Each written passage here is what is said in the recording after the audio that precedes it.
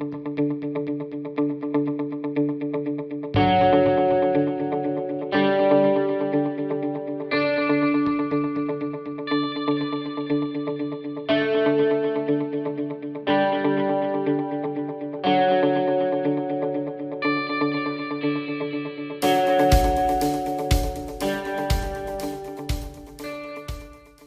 start. Welcome everybody to this great webinar, Experimental Economics and Business. Today, a great guest is with us. He is the Professor Vernon L. Smith, Nobel Prize in Economics, which he received in 2002, together with Professor and psychologist Daniel Kahneman. A great honor for us to be with you, Professor, because you are one of our greatest references in our way of thinking in the practice of experimental economics. So it's a great honor for us. This event is hosted by the Bastiat Society of Bogotá with the participation of another institutions like Libertas Phyle. This is a think tank based in Chile. BTMLA, that is a consultancy firm, and ALON Foundation. This is a philanthropic foundation that works for women and for children in Chile and in Latin America. So, Professor, thank you very much. Thank you. It's a pleasure to be here. Professor, the first question for you is the following. What is experimental economics? If you are talking with a person that doesn't understand anything about experimental economics, what could be a definition of this? A very short definition of this. This is our first question. And next, what's the relationship of experimental economics with another schools like Austrian School of Economics? Please, Professor. Well, I see experimental economics as providing a methodology for studying really quite up close the behavior of individuals and groups of individuals in markets and other sort of institutions and situations, studying their behavior and also the performance of their of institutions like markets. My first experiments were with the most elementary propositions in economics, so having to do with supply and demand theory and its reality and believability, so to speak, as a means of understanding markets. So that's what we're up to, and we use all of the tools of the economics profession. I mean, we use mathematics, we use econometrics, we use theory. In that sense, we're not experimental economists, or not that different than other economists who are interested in doing applied work. And my first experiments were, as I said, were with markets, and especially it was with markets which for goods that couldn't be retraded. All right, almost all final demand markets are markets where you can't resell what you buy. Consumer markets for non-durables constitute about 75% of private product. So it's very important. The other 25% is stuff you can retrade, and those markets behave very differently. And we started studying those 25 years after that I first began studying supply and demand markets. And then we studied individual interactions in games and in various situations where we're looking at very closely at the individuals and how they interact. So those are kind of three prominent areas in economics: supply and demand, asset trading, and interactions of individuals in games and various circumstances and situations that we put them in. Okay. Professor, you are the very first person, I think, who talk about these things in an academic environment in the economic science. So what was your main inspiration to build this system called experimental economics as we know it?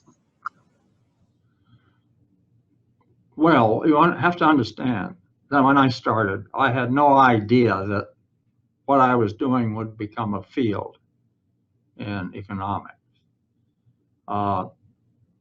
It was 1955, my first appointment at Purdue University. I was a young assistant professor. I just finished my PhD, and I moved to Purdue. And I was teaching in the fall of 1955. I was teaching principles of economics.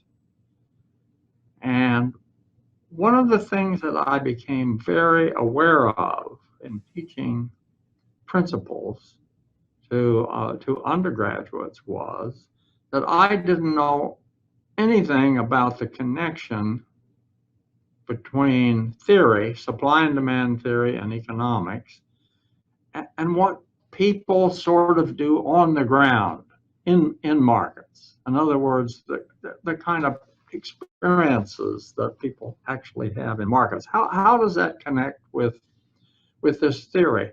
I realized I didn't know anything about that. And so I did have this idea of doing an experiment that would sort of introduce people and to supply and demand, and also enable me to kind of learn about how people in an experiment might behave and how it might be related to supply and demand theory. Yeah. So in the following semester, see that, and that's January 1956, I conducted my first experiment, and it was a classroom exercise. Oh. I did it the first day. I had 22 students in that class. I made 11 of them buyers and 11 of them sellers. The 11 buyers, I each gave a card. It was a yellow card, all yellow card, and it had a value on it in dollars and cents. And each buyer was to understand that was the value to that person of the item that they would be trading in this market. And if they made a purchase of an item, they would be rewarded. They'd be given the difference between that value and the price they paid in the market. So notice I'm motivating the buyers to buy low. Yeah. And then the same thing with the 11 sellers, except they came to market with costs, and they made money by selling for a price above their cost, their unit cost. So it was really quite simple. And each person came to market to buy 1 unit or to sell 1 unit. All right. Okay. It's very much like, look at your shopping basket in the supermarket. You've got 1 quart of milk, 1 pound of butter, 1 pound of bacon, 1 jar of olives. People predominantly buy single units of items in retail markets. So it was very much like that world, but it was an open outcry, 2-sided auction. and that they engaged in. And so I gave them the rules for that, described that, and they started trading. And well, these values, if you array them from high to low, it's a demand schedule. The seller's costs, if you array those from lowest to highest, it's a supply schedule. Okay, well, that demand and that supply intersected at some price and quantity. Well, so they started trading, and then I repeated it over time. That is, it's as though there was Monday trading, and then people go home, and then they come to work the next day to trade. And these markets were only about 6 or 7 minutes long. Okay, so it was very short, and they're repeated. Well, to my utter astonishment, this market converged very quickly. In 3 periods, it was home free. All right, it was at the competitive equilibrium or very close, and that just astounded me, because there was nothing in my training as a graduate student or anyone's training in graduate economics in the middle of the last century who would have believed or thought that it would be that simple and easy for just some undergraduates, naive undergraduates. What do they know about economics? You see, they've not studied anything. They walk into a room, you give them these instructions, and they find the equilibrium, just like that. So that, you see, that got me hooked. and I, for one thing, I thought there was something wrong with that experiment. Okay, it couldn't be true. It must be an accident. So one of the things that I thought might be wrong was that it was a completely symmetric supply and demand. Okay, so the average value of the buyers, the average cost of the sellers was the same and equal to the price. And I thought, oh, that must be the flaw. So I did a design that was very asymmetric. The supply curve was very steep, and the demand curve was very gently sloping. That converged in 3 periods also. So I started to do variations. They all converged. It didn't make any difference what I did. So gradually I realized that this is some kind of law of nature, you know, and I have to take it seriously. I can't just dismiss this. And so my problem then was to convince other economists. And of course, other economists their initial reaction was that, well, this is not the real world. This is the laboratory. What do undergraduates know? You know, this was the sort of thing I was getting. Well, I was impressed. They know a lot, okay? And well, then I did the same experiment with business people, for example, members of the Kiwanis Club, local Kiwanis Club. And so I started to go to other groups, teachers and so on. And well, they all converged. Anybody can do it. So that started to really change my perspective, you see, on markets. And I also realized that this was a powerful tool for disciplining your thinking. You think you know so much? Well, let's try it in the lab. And if you are correct, you should be able to indicate what will happen. You see, you should be able to predict.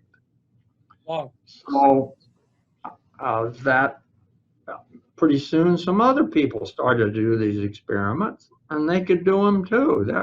You know, these were not unique to me or my students.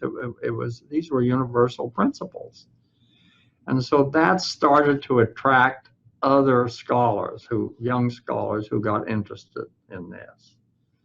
And so in another 20 years, 25 years, we started to have a pretty large following, you see. There were a number of experimentalists.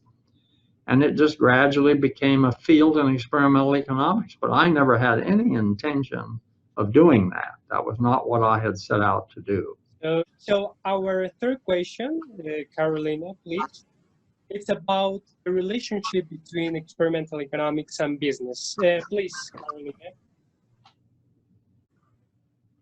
Yes, well, one of the things, of course, I did was to start to do these same experiments with businesses.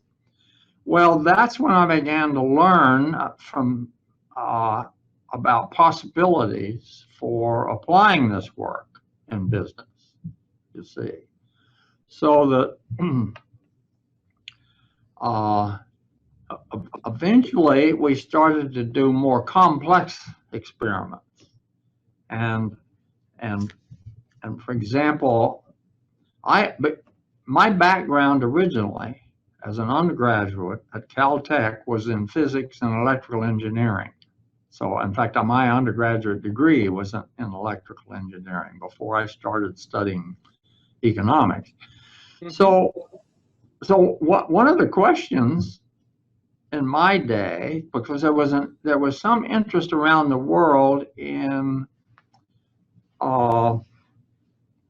privatizing the electric power industry. Yeah. Universally around the world, this was a government-owned industry.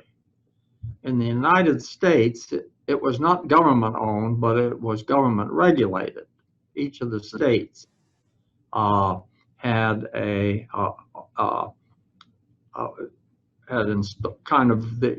adopted the regulatory apparatus for that permitted the electric power industry to operate. Well, outside the United States, these were government-owned, and many of the and there was motivation to see if that could be privatized, because it was a burden on government treasuries. You see, Margaret Thatcher in the United Kingdom denationalized electric power and other industries, largely to help the British Treasury, you see, because they were losing money. And so they wanted to get rid of it, auction it off, and let the private sector lose money see if what they can do.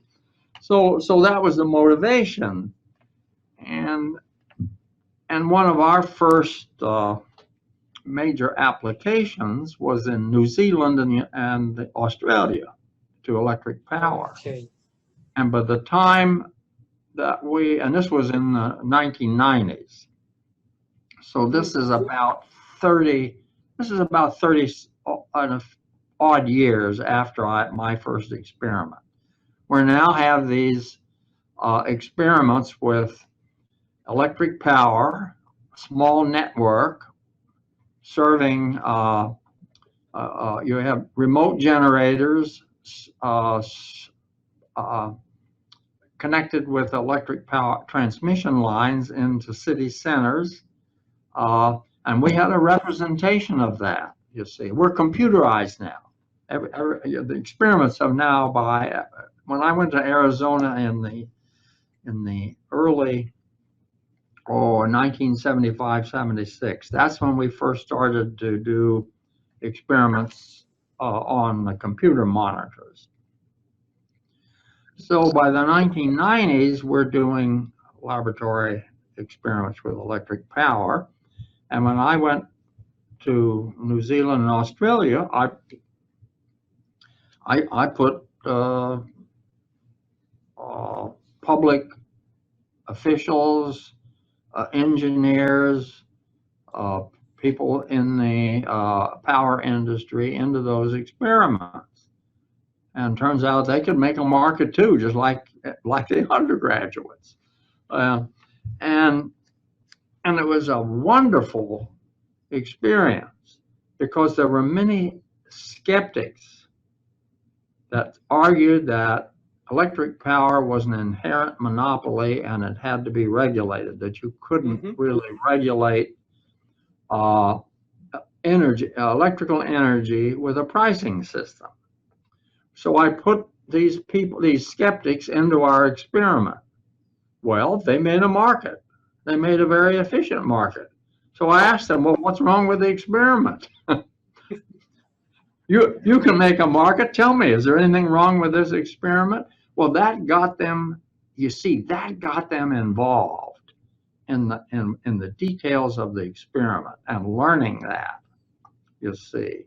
And they had a lot of ideas for making it more realistic, you see, this sort of thing. And in the end, like, for example, in Australia, there was a group there of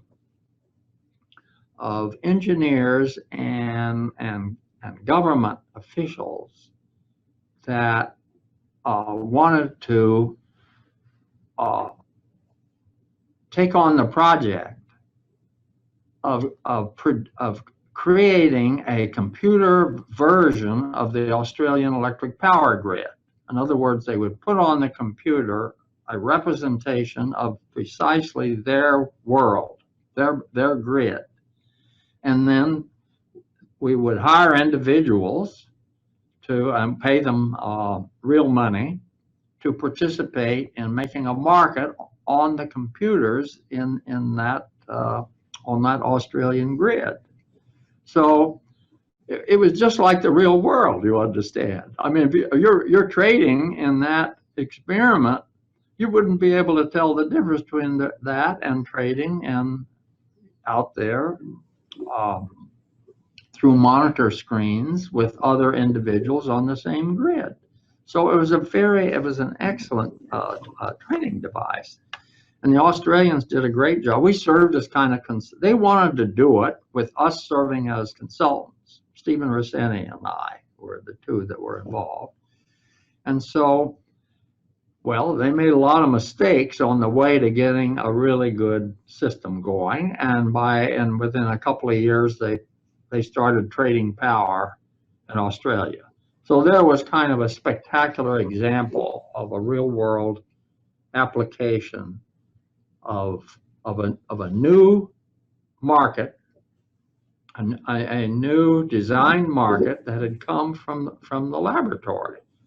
And that started to give us confidence, you see, that we could actually contribute to betterment out there in markets, human betterment through markets.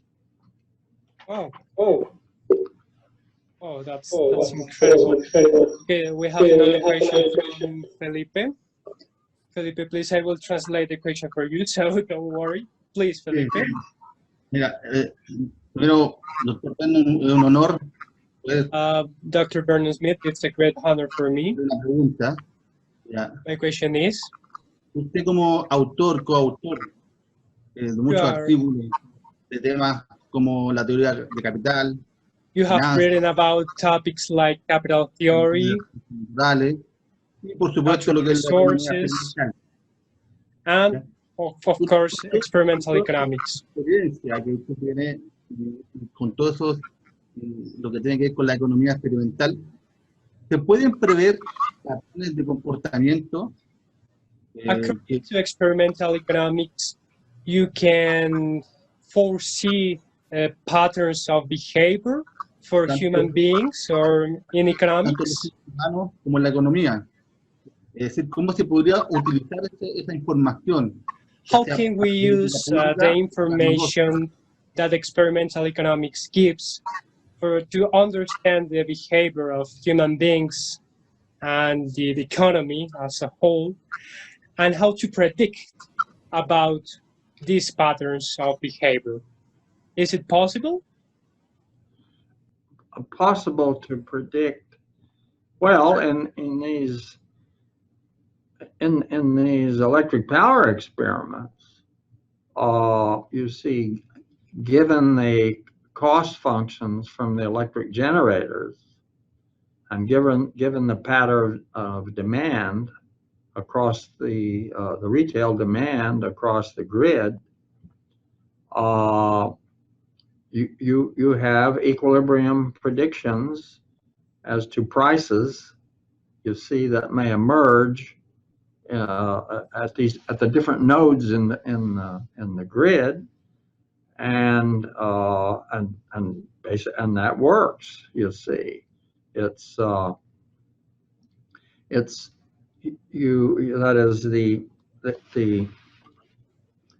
you can predict, for example, given the loss characteristics of the grid, where you can predict how the pattern of prices across at different nodes varies. So the nodes that are closest to the sources of generator supply will have lower prices than those that are further away, and that can be very substantial. For example, in New Zealand, it's 1,000 miles from the top of the top island to the bottom of the bottom island. Well, that you have about a 30% on peak demand. You have about a 30% difference in prices between that huge distance, simply because of the loss characteristics of transmission. And so that there's very specific things like that you can predict what will happen in the market, and indeed that's exactly what you find. And then there's other industries very similar to that, like gas, except that's a pipeline market. You see, you have natural gas coming from wellhead producers, going through pipeline lines and being delivered to cities. Well, that's a network system, quite similar to electric power, except that the gas doesn't travel at the speed of light, of course. Yeah. And so it's much slower, but that you pump it in and it comes out. Okay, and you have loss characteristics in those pipelines that are comparable or similar to what you see in electric power. So there's those kinds of markets which I think the laboratory perspective has brought kind of a lot of fresh new understanding of, and facilitated the development of those new applications. Okay, Carolina, do you have a question for Professor Smith? Oh, thank you, David. Good afternoon, Professor Smith. We appreciate your presence. On behalf of the ALON Foundation, I would like to ask you the following. As an experimental economist, what can you tell us about the difference in the entrepreneurship between men and women? The difference, I'm sorry, in entrepreneurship between what?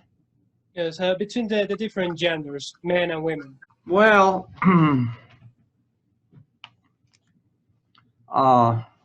one of the most prominent differences that shows up is in security trading. And this first show, there is a Professor Odine at Berkeley, University of California, Berkeley, who studied, he had a sample of women who were portfolio managers and a sample of men who were portfolio managers, and he compared them. And it was quite striking. The women trade a whole lot less. They tend to buy and hold, and then make adjustments of their portfolios. The men do a lot of trading day by day, you see. the women do better than the men. Okay, they are superior in these portfolio management. And then there's been, of course, studies of asset trading in the laboratory, and some of those male-female differences show up there. In some of the experiments I did, in fact, I did some of those experiments with corporate executives. These were corporate executives that had come back to the University of Arizona to take short courses, basically master's level courses to improve their skills. And so this was an opportunity for me to put these people into experiments. And I was impressed that the women in that those experiments were very much like what Professor Odeen had found in the field. Okay, they were much cooler in their trading behavior and much more. They didn't churn a lot, so to speak. And so that was, I think that's a male-female difference in which women turn out to excel. That's I find particularly interesting. And I'm not the person who is a real expert on male-female differences in the lab is Kathy Eckel. She's at the Texas A&M, and she's she's systematically studied and put together a lot of that data, much better informed than I am. I can only tell you because I've not really studied those differences systematically. Well, Professor, we have many. Thank you, Professor. We have many researchers here, many people dedicated to research in many fields of economics and other fields of knowledge. My question is how to put into practice these ideas of experimental economics. What's the relationship between these experimental economics and theories like the theory of games? Oh, well, I think the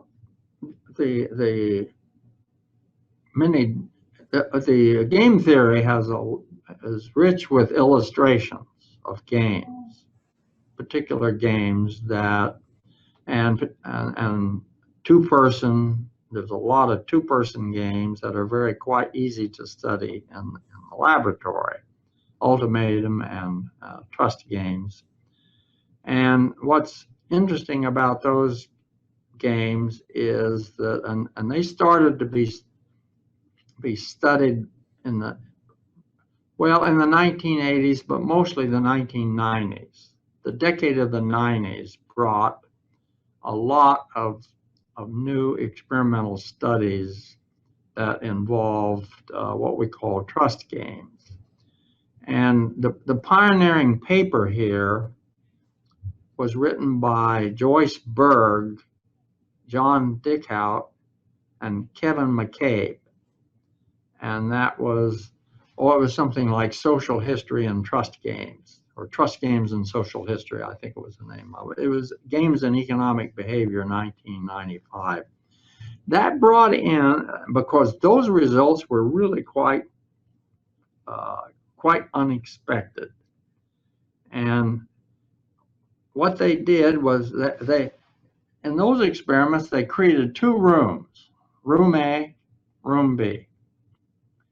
They recruited subjects to each of these rooms. Okay. Now, the people in room A were all endowed with $10 cash. We use more money today. This is way back. You see, this is 30 years ago. 25 years ago. So people in room A are each endowed with $10 cash. All right, they are paired anonymously with someone in room B. Each person is paired anonymously with someone in person B. Okay, they can send to their paired counterpart in room B any part of their 10, let's say $1 bills. Okay? You can send nothing, you can send nothing, you can send 10, all 10, you can send 5 or 8, any amount you want. That money on the way to your paired counterpart is tripled. Okay? So suppose you send $10, that becomes $30 to whoever receives it at the other end. Then that person can send back to you any part of that $30. Anywhere, half of it, none of it, $10, all 30, send whatever they want. Well, astonishingly, you see, in the first place, no one in room A, game theory, if everyone is strictly self-interested, no one in room A should send anything to room B, because anything they sent will be none of it will be returned. It'll be just simply all taken by whoever's in room, if that person is strictly self-interested. Well, people send substantial amounts of money. Okay. In fact, there's lots of people send $10 and also amounts in between 10 and 5s. A very few, 2 or 3 out of 30 send nothing. And then some people send small amounts. Well, there is a great deal of money spent, returned by the people in room B. On average, the individuals in room A don't quite, on average, get as much as they sent. Okay, if on average they're sending $4, they're getting about a little less than $4 back on average in return. But still, there's very substantial amounts, and that came as quite a shock. And well, variations on that game have become now just extremely popular in the 1990s and later and down to today, because these behavior in these games really violates the proposition that people are all strictly self-interested. Something more is going on in these games, and so this captured people's imagination and interest, and they've been exploring those behavior in those games. Well, Professor, you're talking about games, and right now in the United States, you have you are facing a big game, the presidential election, a very difficult presidential election.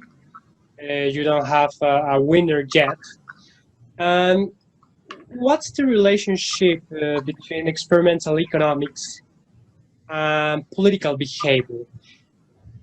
You, as experimental economist, can say anything about the political behavior of persons, in this case, candidates or people who are running for a public office? Well, as I see it, I think, and as an experimentalist would put it, is the difference between economics and politics has to do with the institutions that define the message space and the actions that people can take. So in a market, you're a buyer and you can put in bids to buy. If you're a seller, you can put in asking prices to sell. If you are a seller, you can accept the bid of a buyer. If you're a buyer, you can accept the asking price of a seller. So these are the rules kind of that we encounter in a market. You go into politics, and each person can put in one vote, okay? And you add up the votes, and the majority for any proposition or any candidate is the winner. So it's so the rules, that is what it is that is the choice variables that individuals choose, and how those variables are processed in determining outcomes. And those those are in politics. You see these conflicts, or these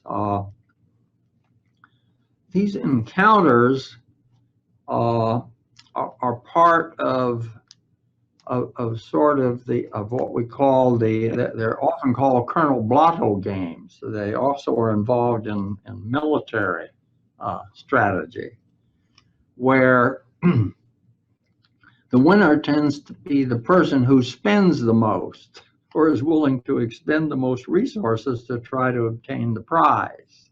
So there's a whole body of theory concerned with these kinds of games, which are very different than market games.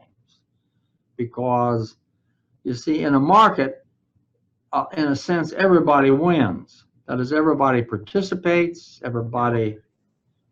every seller, if he's able to find buyers, makes a gain. Every buyer who finds sellers is able to gain. There's gains from exchange from everybody. But in politics, also in things like patent races, you're trying to race to get a patent, as a company is. And the winner of the race gets the patent, and everybody else loses. So you came in second, and you spent almost as much as the winner, and you got nothing for your in the way of a payoff, of a prize. And similarly in politics, the loser gets nothing, you see. And so those are rather different, and of course those games are very intense. The stakes are very large, and as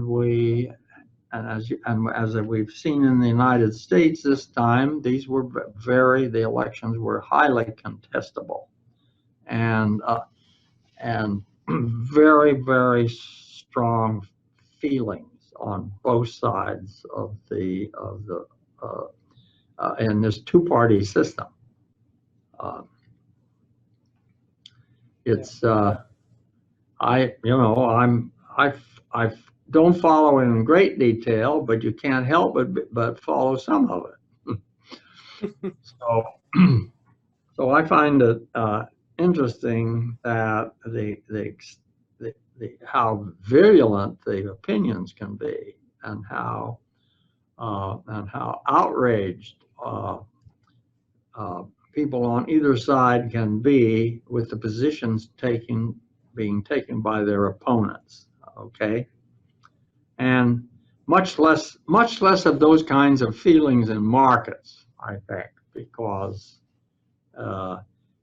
it's because we all gain. Okay, we have a lot from the public. Please, Carolina will read some of the many questions that we have for you. Please, Carolina. Okay, thank you very much, Professor. Thank you, David, Felipe, and Veronica. Let's go to the questions. This question is by Sandra Borja, who asks, how important is it to incentivize governments to use the experimental economic methods in public policy? Okay, well, My answer to that is that's very important, because public policy is so often just put into practice without any testing, you see, and this leads to all sorts of unintended consequences. And so I think it's very important to test these on a small scale in the laboratory, and even in a larger scale in the field, before they're put into practice. You see, that's exactly what the Australians did in electric power. And that was so successful in Australia that they were then interested in auctioning other things, auctioning water, auctioning green power.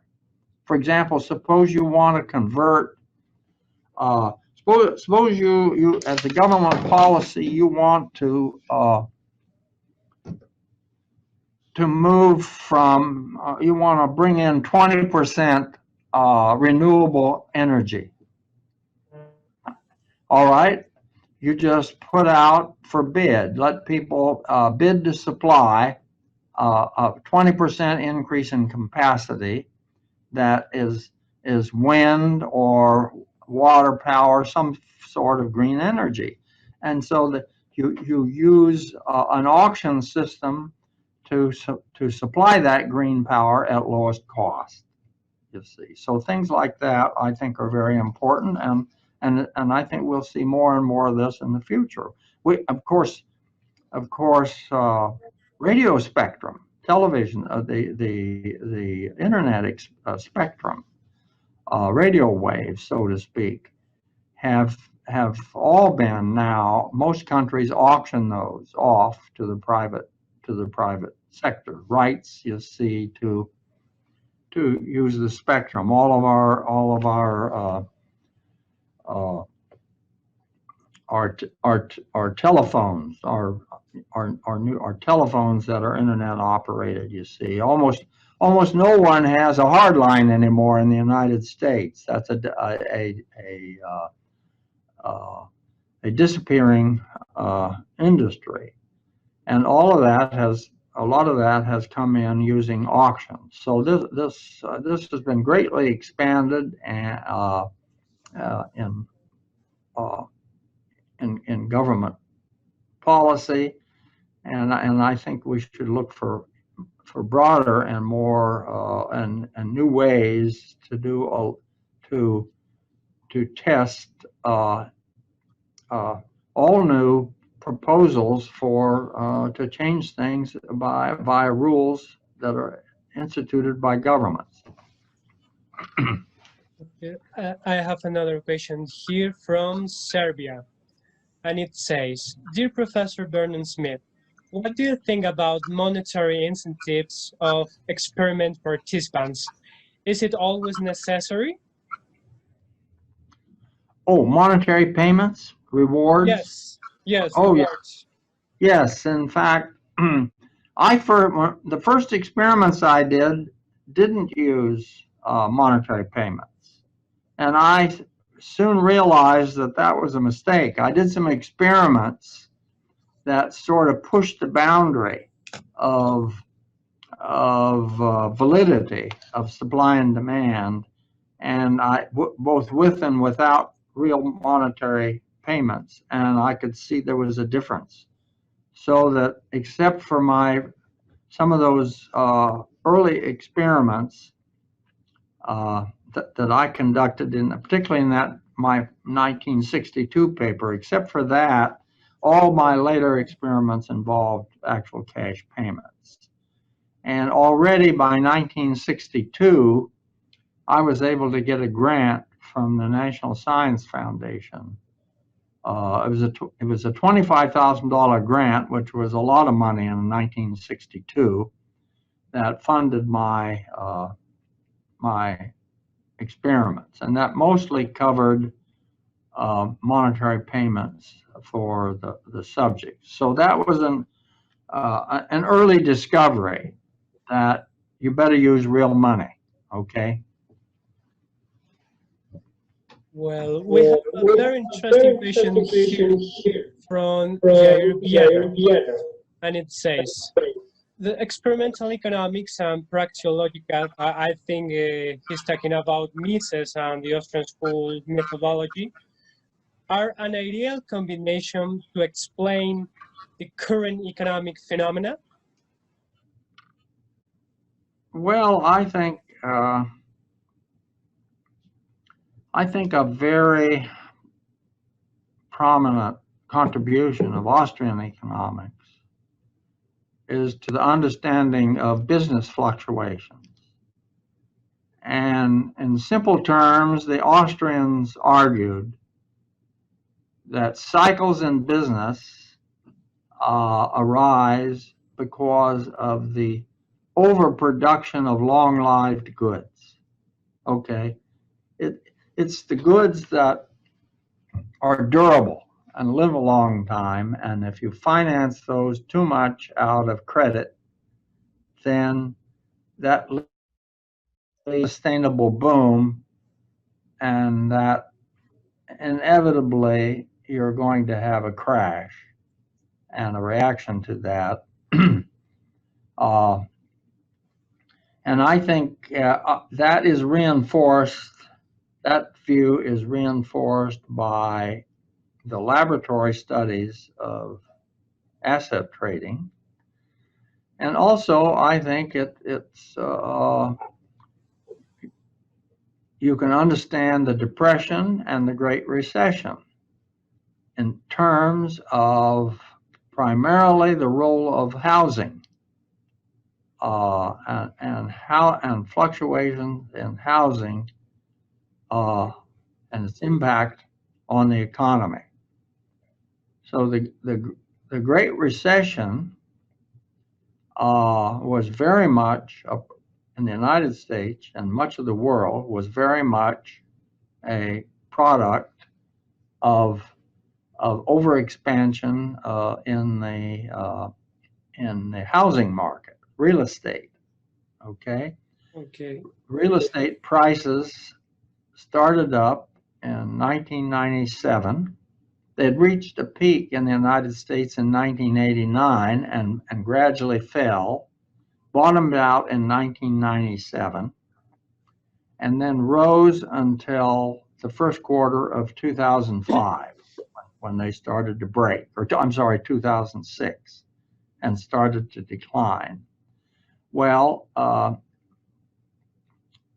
we had 7 quarters later, a recession set in after this drop in new expenditures. The new expenditures on housing declined and prices were declining, and that decline in home values was against fixed long-term debt. So the immediate impact was on home equity. Well, most people don't own any securities in the stock market, but if they have any wealth, it's in their home. So this broadly impacted households all over the United States, this decline in value relative to debt. And a lot of houses were plunged into negative equity, meaning that means the house you're living in, you owe more on it than you would be able to obtain if you sold the house in the market. So you're really you're in negative equity, and that's a big drag. And you may have work. You're still working. You may have a good income, okay, but you're reluctant to spend very much of that income when you're in this state, when you're in this hole, okay. And it was also true of the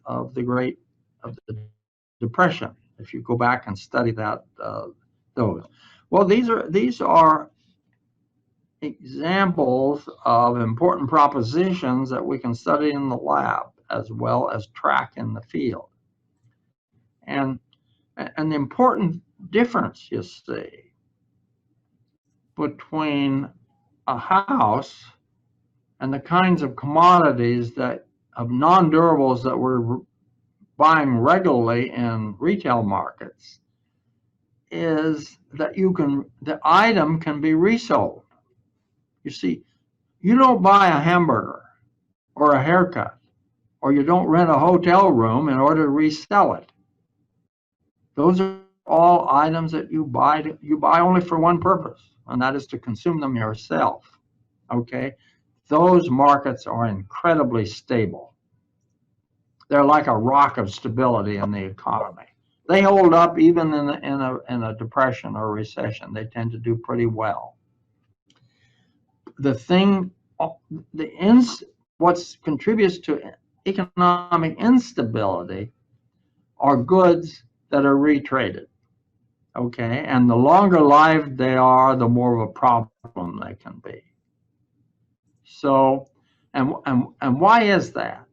Well, it's because you see, everybody is in retail markets buying hamburgers and haircuts to get the value, and the only value in buying them is the value in use.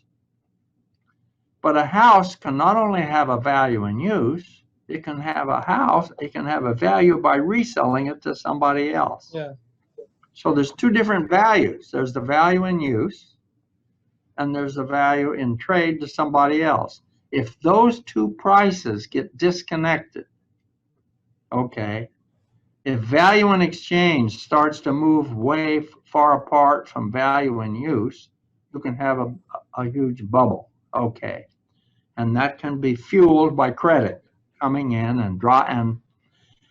and so what you have is, for example, home values being bid up all out of proportion to their value as rental properties in the market. So rents are still in line with use, whereas home ownership is being pumped up by this notion of making money through capital gains, and you can sell the house to another person and make more money than you would make by simply renting it. So those kinds of motivations tend to come in. And I think that's been an important insight by the Austrian economists. And that's Mises and Hayek, primarily. Menger was the original. Yeah.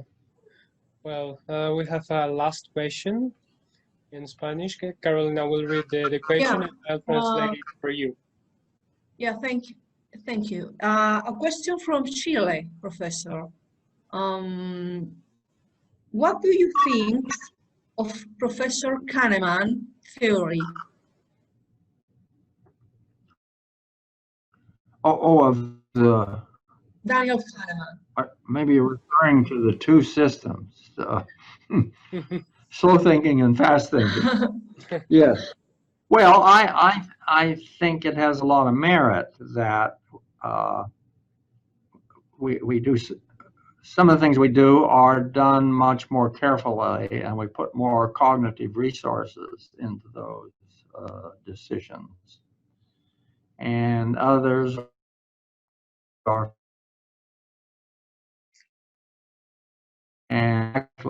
more likely to be superficial.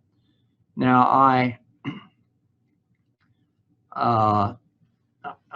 think an important book for you to read in economics, if you are interested in some of the social psychological issues that Danny Kahneman has discussed, and an important book in economics was written by Adam Smith, and it isn't The Wealth of Nations. His first book was his Theory of Moral Sentiments, 1759. And that book has a lot of material in it that's remarkably similar to some of the things that Danny Kahneman is talking about. For example, an important contribution that Danny Kahneman made with his co-author Amos Tversky was this idea that there's an asymmetry between gains and losses. That people, if losses are involved, then the expected utility calculus is applied differently than if gains are involved. So there's been important contributions there. Well, this idea is in Adam Smith, writing in 1759. And I can state it, I can practically quote that verbatim. He said, Adam Smith said, we suffer more when we fall from a better to a worse state than we ever gain when we rise from a worse to a better. There's a simple one-sentence statement Yeah. of that principle. And moreover, he has not only a lot of examples, but he uses it to explain something very interesting.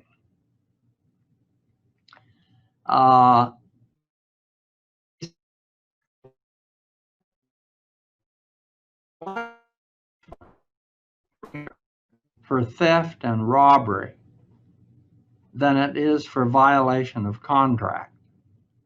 Mm-hmm. So suppose you lose $5,000 by theft or robbery versus you have a loss of $5,000 in a commercial contract.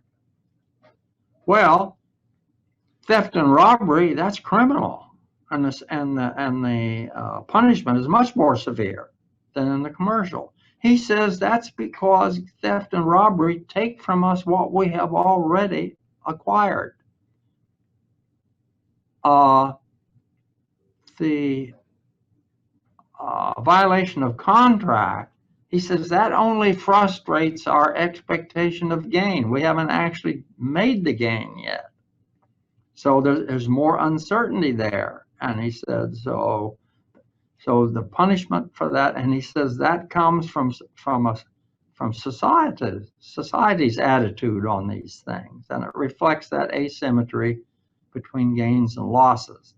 So Adam Smith gets some big picture propositions, you see, out of his theory of human sociability.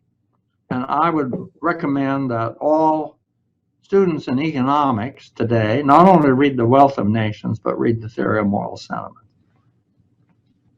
Thank you very much, Professor Smith. Thank you very much. Time up. Thank you very much for sharing your teachings with us. Thank you. We have representation of 25 countries here, people from different fields.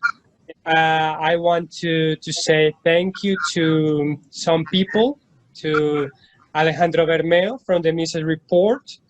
I want to thank to a Peruvian institution, that is the Group of Experimental Economics, the University of the North in Colombia, Professor Jackson Pereira, and many people who have contributed to this great event. Thank you very much. And of course, thank you very much, Professor Smith. This was a great opportunity. Thank you for inviting me. It's been my pleasure. And thank you. And we hope that things in the United States are doing well tonight or tomorrow, because it's very uncertain, the result of an election that affects all the world. So we are reading all the newspapers about this trending topic. And thank you very much, Professor Smith. And thank you very much to our panelists, Carolina Cornejo from Fundación ALON, Felipe Bravo from BTM, and thanks to Veronica, our interpreter. And thank you very much, everybody. All the certificates will be issued in 5 or 6 days, and they will send to you to your emails. Thank you very much, and good night. Good night. Good night, Professor. Thank you very much. Good night. Thank you.